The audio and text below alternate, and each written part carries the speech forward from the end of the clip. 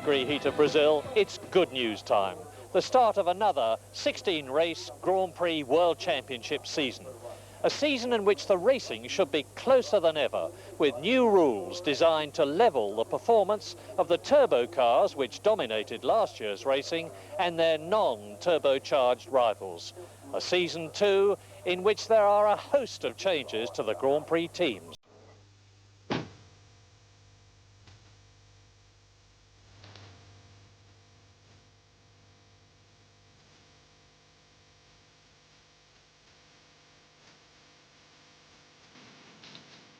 At Lotus, Ayrton Senna has been replaced by three-times world champion Nelson Piquet, and Nelson seems happy with his new car. Much faster. I'm coming that corner.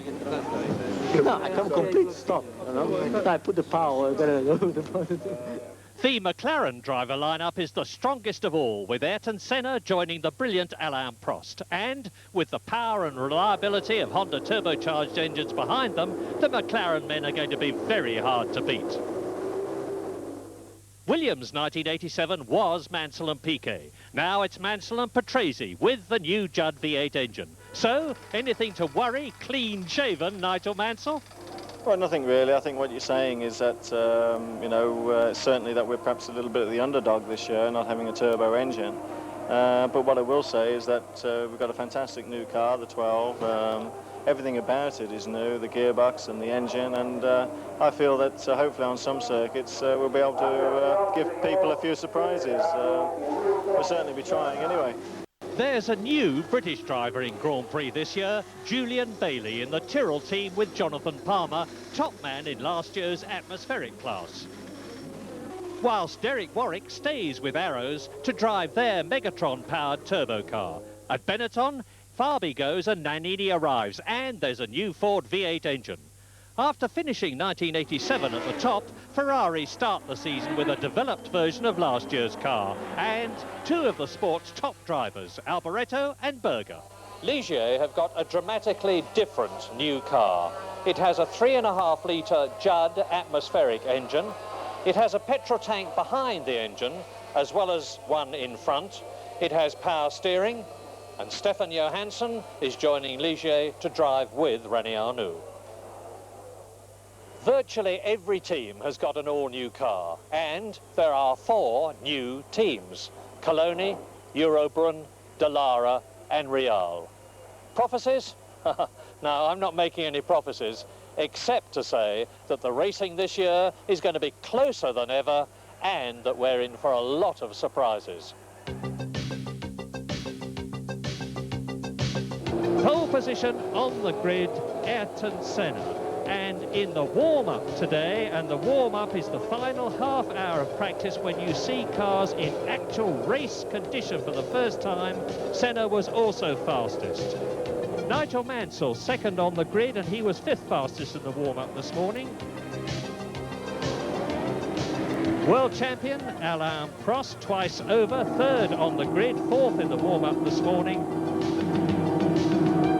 Gerhard Berger in the turbocharged Ferrari was 4th on the grid, 6th fastest in the warm-up this morning. So 3 turbos and 1 normally aspirated engined car in the top 4 on the grid.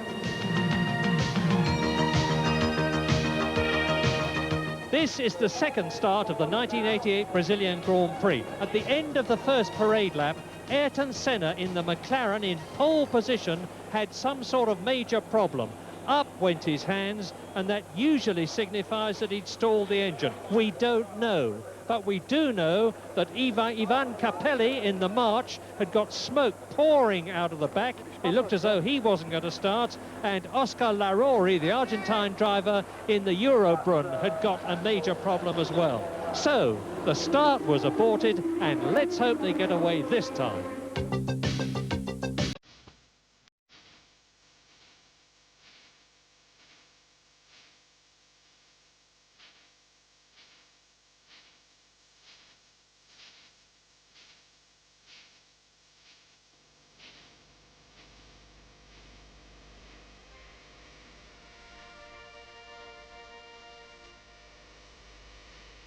Unfortunately, Julian Bailey, the British driver, trying to compete in his first Grand Prix, failed to qualify. Both Ayrton Senna, pole position on the grid and fastest in the warm-up today, and Ivan Capelli will be starting last from the pit lane. To the right for the second start, Nigel Mansell in what is now effectively pole position. To the left in the red and white car, third officially but second on the grid now, Alain Prost. And Alain Prost, who is starting as number 11, has already won the Brazilian Grand Prix 4 times, 1982, 4, 5 and last year. And the new McLaren MP4 was tremendously fast at Imola in the testing, and it's away. The 1988 Grand Prix season is on, and Nigel Mansell leads down towards the first right-hander, but not for long, because Prost is up into second place. There's the Ferrari striking sparks. Berger challenging Nigel Mansell, and then Nelson Piquet in the yellow Lotus. So it is now Prost, Mansell, Berger, Piquet. Boutsen is up into fifth place. Behind him, Nannini in sixth position. The normally aspirated engine cars are already going well, and Alain Prost, the tremendously experienced 28 times Grand Prix winner, is making a break for it. If he can build a cushion, he's going to be in a commanding position. Tyre wear in this race means they'll stop at least once. Here's a replay of the start. You see them go down to the right-hander there, and it's Nigel Mansell temporarily in the lead. And there is Gugelman, the new driver for the March, has obviously had a very short race. Ayrton Senna on lap 2 is up to 19th, but look at the battle between Michele Alboreto in the red Ferrari, who's in 5th position, and the two 3.5 litre Benettons. There is Boutsen having a look, and Alboreto is keeping the door shut, defending the place. That is Patrese car. Riccardo Patrese in the Williams is out of the Brazilian Grand Prix on lap 7. Patrese out then. I obviously don't know what the trouble is. I can't see down from here, but I can tell you, as you've just seen for yourself, that Patrese is out on lap 7. So that's Maurizio Gugelmin in the March out on lap 2. Patrese out on lap 7. Race order, lap 7. It's Alain Prost leading with a very comfortable margin, and Boutsen now. Is Boutsen going to get through? He's got the line. He's through on the left-hander, and Boutsen moves up. But now it will be Berger's chance when they get out of the twisty bit to wind up the power and go for it. Yes, the straight coming up now, of course, gives Alboreto a chance, a possible chance. Here we see it again. He was just that much, a good bit quicker through the left-hander there, and holds the line for the corner. As you were looking at Boutsen, James, Nannini is out of the race. Bad news for Thierry Boutsen. Not that he'll know it, of course, unless they tell him on the radio from the pit. But now, in 6th position, Ayrton Senna. On my stopwatch, the news that Nigel Mansell is catching Berger. We're concentrating on the battle between Piquet, Boutsen and Senna, but Nigel Mansell in 3rd position in the leading atmospheric car, chasing second place man Gerhard Berger in the Ferrari, is closing. So there's Tarquini about to be engulfed by the Lotus of Piquet, the Benetton of Boutsen and the McLaren of Ayrton Senna, who is 6th. Easing up to the Benetton, looking for an opportunity, watching the line that Boutsen takes, seeing where he changes gear, seeing where he brakes, ready to brake and go through and take 5th place, he hopes. Yes, it's marginal whether Senna's actually close enough now to attack on the long straight.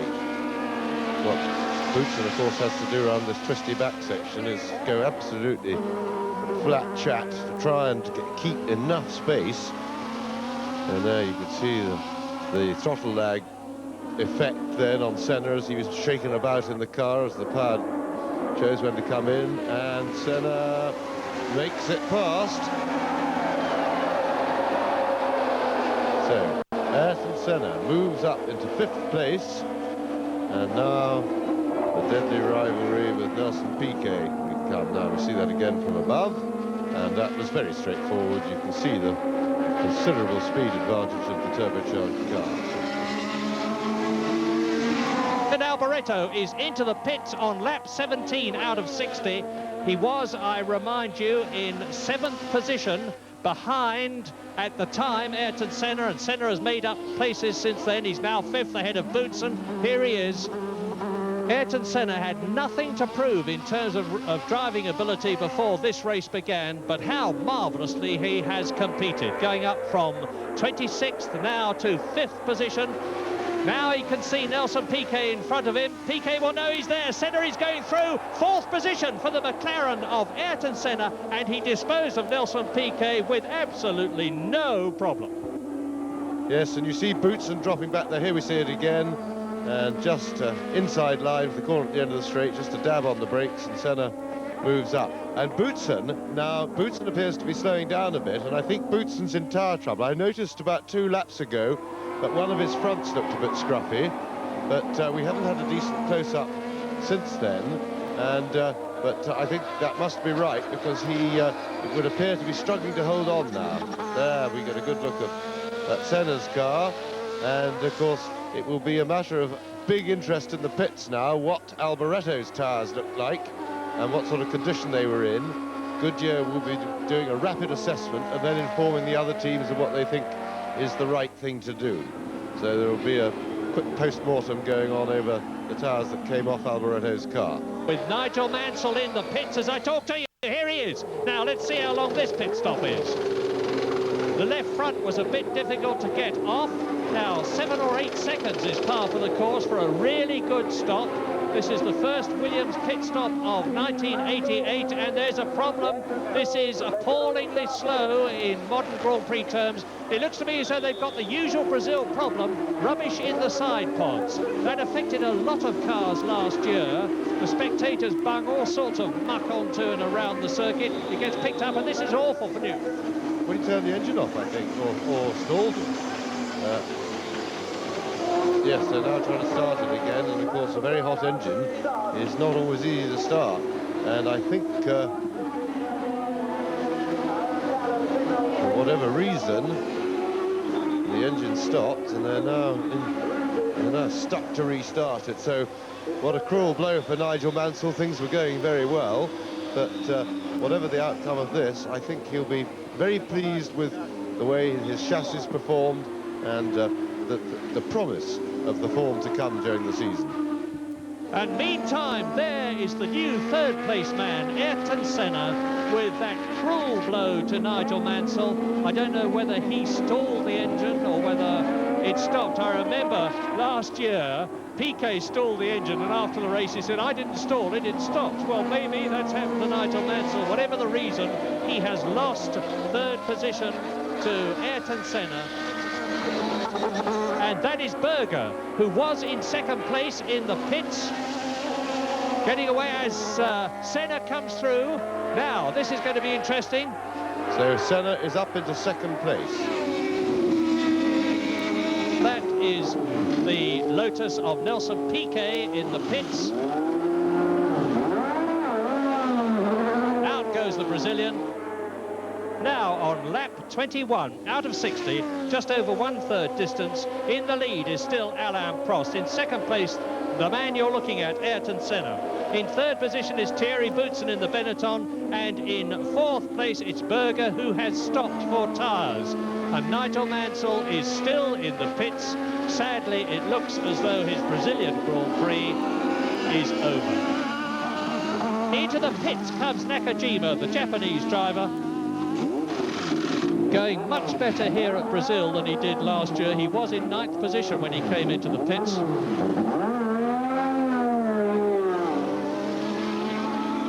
Now I can see Prost's right rear just marking up a little bit his rear tyres, and I would think that if McLaren are going to make one tyre stop, they will be doing that fairly soon. They're getting towards about half distance on tyre wear. It could be that they're trying to go all the way through. Remember, they will have had the opportunity of, and he's in. Talking of that, he's straight in exactly on schedule, as expected. So we'll have a look and try and get a time on Prost's stop. It's quite a slow pit stop here, not actually at the pits, but getting in and out because of that twisty entrance to the pits you saw. That's a little bit slower than at some other circuits. Because remember, of course, the overall time, we've got to include the decelerating and accelerating. That's a 12-second stop, not nearly as quick as Ferrari stopped with Berger, but they got plenty in hand. Alain Prost is still leading the Brazilian Grand Prix as he has exited the pits, and that puts him in a tremendously strong position. Here is Ayrton Senna. Now he's being followed by the two Minardis, the black cars with the 4 DFB engines, and then it's Berger. Yes, well, you'd expect Berger to have an advantage now, being on fresh tyres, and there is Senna going in for his tyres. And, of course, Berger was being helped by the traffic that Senna was stuck in. Now, Senna might have thought, well, he couldn't have come into that call because Prost was in, so... But, of course, I would expect when he emerges in the pits that he'll be markedly quicker than Berger. Prost's stop was just about 12 seconds, and Senna is already well over that. That board is being held in front of him by Ron Dennis, the head man at McLaren. There's some sort of dialogue going on between them. And Senna, has he stalled? Yes, he stalled his engine. And they've got the starter at the back there. He's frantically gesticulating them to get the car going. And this is an appalling stop for Senna, 32 seconds. Senna has rejoined the race, I can tell you, in 6th position behind McLaren leads. Turbocharged Ferrari 2nd, turbocharged Lotus 3rd, turbocharged Ferrari 4th. Normally aspirated Benetton with the Ford DFR engine of Boutsen in 5th position, and in 6th place the turbo. And Senna, that's number 12. Senna is being shown the black flag. This is amazing. I don't know the reason. Senna sees the black flag, and that means you've got to come in. What an awful... Well, it's not a dilemma for Senna, because there is no argument. If they show you the black flag, that's it. Prost starting to extend his lead over Berger again, and looking very, very comfortable. But no, the dilemma that faces the driver when you're black flagged, of course, is if it's something that the organisers shouldn't be black flagging you for, and you lose places in a race by coming in and discussing it, and points and everything, that can then not be undone. And therefore there's a natural reluctance to come in until you know that there's some really good and proper reason to come in. Well, Senna black flagged. I don't know why. He's ignored it on the first lap. Now he's come in. The car looks perfectly okay to me. James, any thoughts? Well, I would think it would go back to the start of the race. Would be more likely. I couldn't see anything wrong that they did in the pits during his stop. So maybe he infringed a regulation then. After all, the cars had been flagged away on the green flag on the warm-up lap, and he came in and then he went to switch cars. And it could well be that that is not allowed, as the race in some ways is technically underway. He's started the race in his race car, and therefore it's too late to make a change. That's the only thing that I can think of. Well, if that's the case, bitter luck for Ayrton Senna. We'll know the reason later, but the car looks okay. There goes Boutsen ahead of Alboreto. As I was talking to you about Senna, Boutsen in the Benetton has moved up into 4th place. There we see again Thierry Boutsen sneaking by Alboreto in an identical manoeuvre to the one he made earlier in the race. Prost leads, Berger 2nd. You can see the gap now, 21 seconds. Prost is very comfortably there ahead of Berger, with Piquet 3rd, Boutsen 4th, and in 5th position it is Michele Alboreto, ahead of in 6th place on his way to 1 World Championship point, Derek Warwick in the Arrows. That's Alboreto in the pits. This gives Derek Warwick the chance, who is in 6th position, to move up and take a place. Didn't see the time. I didn't start my stopwatch when he came in, so I can't tell you what Alboreto's time was, but there didn't seem to be any problem. Over the line to complete another lap comes Alain Prost, and with 20 seconds or so between him and Gerhard Berger, Prost goes into the right-hander. This is called Ritorno. It's a third gear, 145 mile an hour corner. Nelson Piquet into the pits, third position. Slowish pit stops thus far. This is Piquet's second stop. He stopped 3 times last year, but that's a lovely stop. That's the best of the day. 7.8 seconds. That will have helped Piquet, who had got Boutsen starting to close on him in 4th position. But he had to stop a second time, of course, and with Piquet, now I can tell you that Piquet has lost that 3rd position coming into the pits as he stopped for tyres. Boutsen went rocketing past the pits up into 3rd position. Race order, lap 43, leading Alain Prost, catching him is number 28 in the red Ferrari, Gerhard Berger. Up into 3rd place, Thierry Boutsen in the Benetton. Down into 4th place, Nelson Piquet. In 5th position there, Derek Warwick. In 6th position, Nakajima. And out goes Alio. That is the second Lola out of the race. A very unhappy Brazilian Grand Prix. And there is Berger into the pits. So that's blown it for him. 7.4 seconds, a very, very good stop. And despite that stop, he's still in 2nd place behind Alain Prost. There is Nakajima getting away from the pits after an 11-second pit stop. All the pit crews are a bit rusty after last year. If I could change all my 4 tyres and wheels in 11 seconds, I would think I was no end of a chap, but you need to do it in about 8 seconds to be on the pace in Grand Prix racing. That's Alboreto. Race order, lap 46. Still the indomitable Alain Prost leads. Still, I confirm, Gerhard Berger is 2nd. Still in 3rd position is Thierry Boutsen. Berger 1:32.9 has broken the lap record.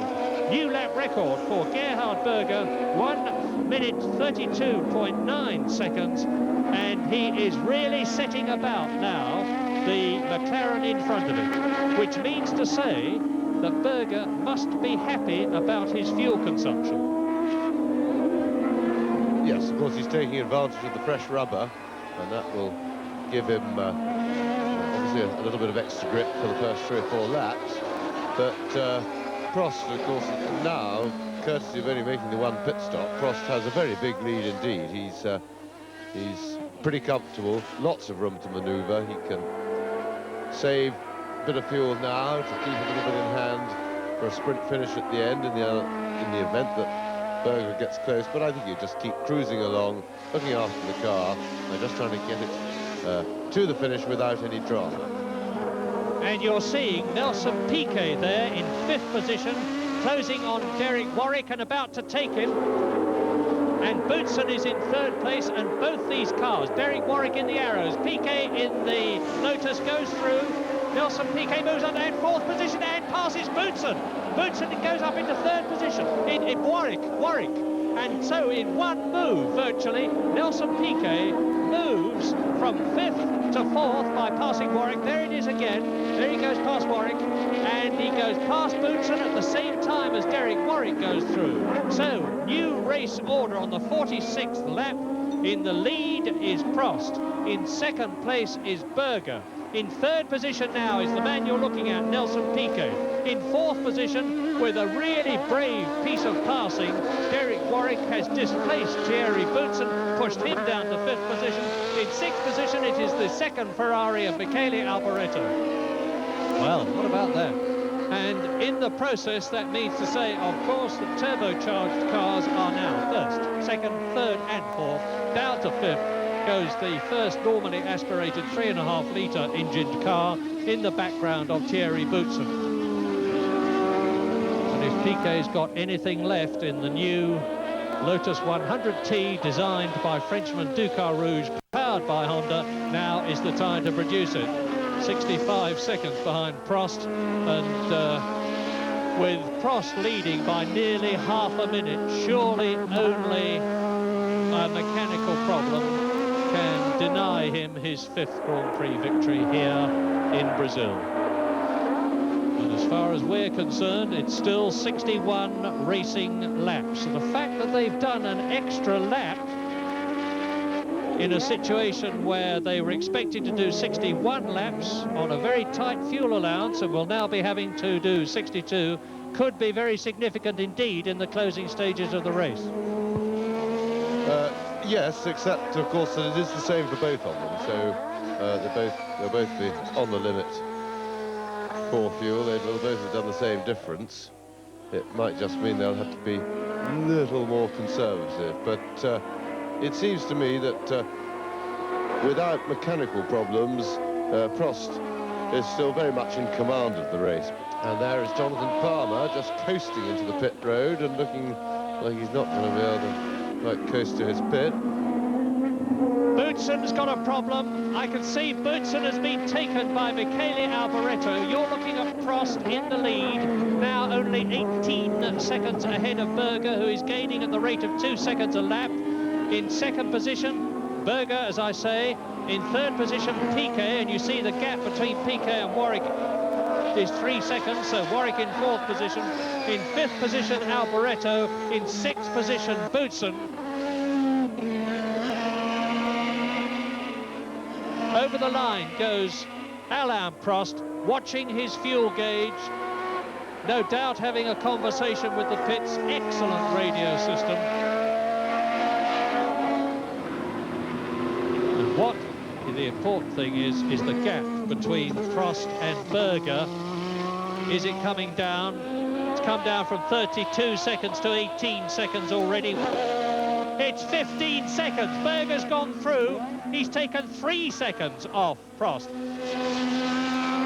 Alain Prost, the winner in 1982, 4, 5 and 7 here at Brazil. Nobody knows this circuit better than him. Very, very few know it as well, half as well.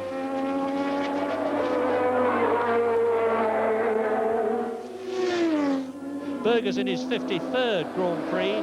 Prost is in his 122nd.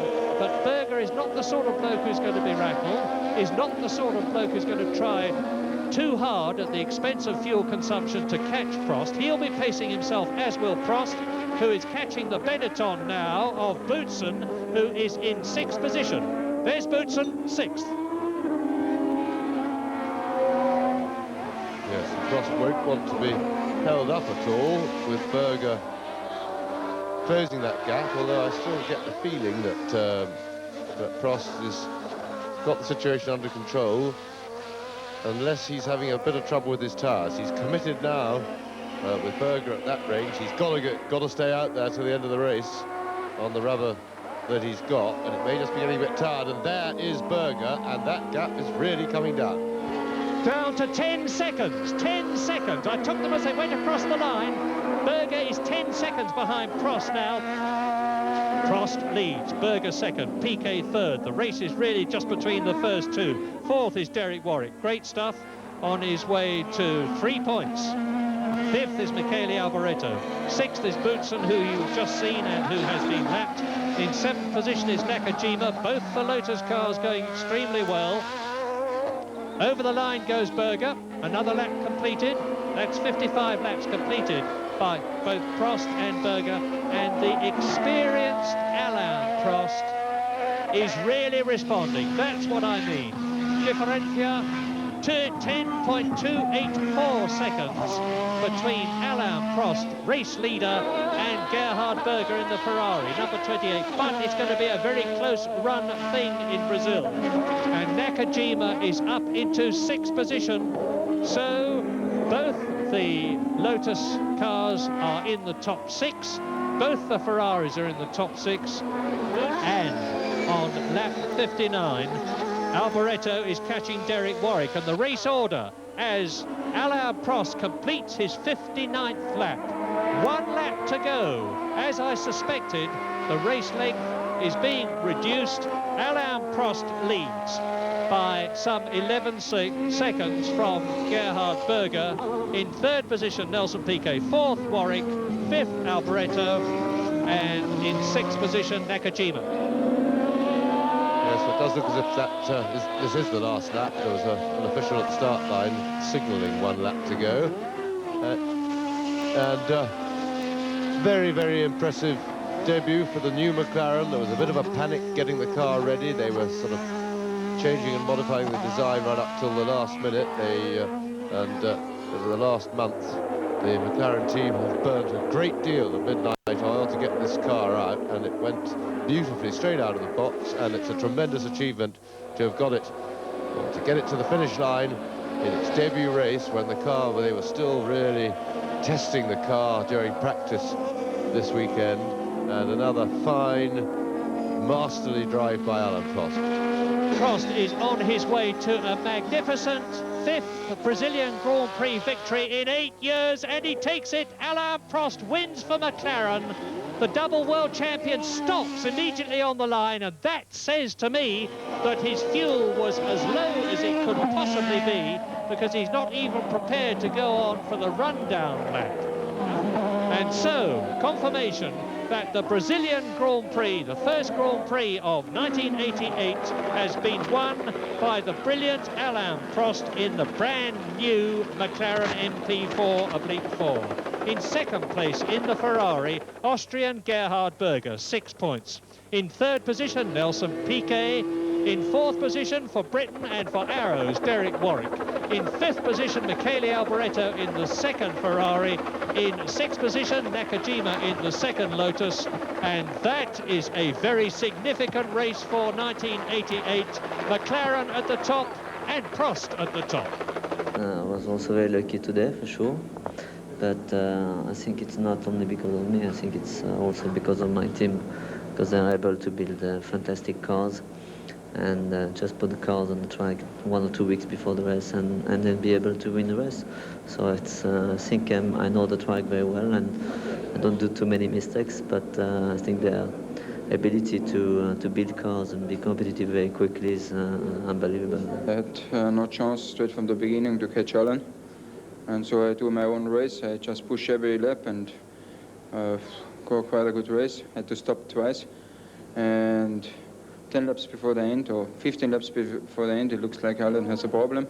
So I tried hard to catch him, but then I saw it's no way, and then I just finished the race. Today my setup was much better, so I think we can also improve the car very much. The engine is going to be improved too, and I think it's if you start like that with a complete new car, I think you can say already that the season is going to be good for us. So, a wonderful race and success for Alain Prost, but now here is at last news about why Ayrton Senna was black flagged. The reason was that he got into the spare car whilst he was under starter's orders. Now, the rules say that if the race had been declared to be a new one, he would have been okay. But it was Senna's bad luck that it was only a delayed start. So that brilliant drive was all for nothing.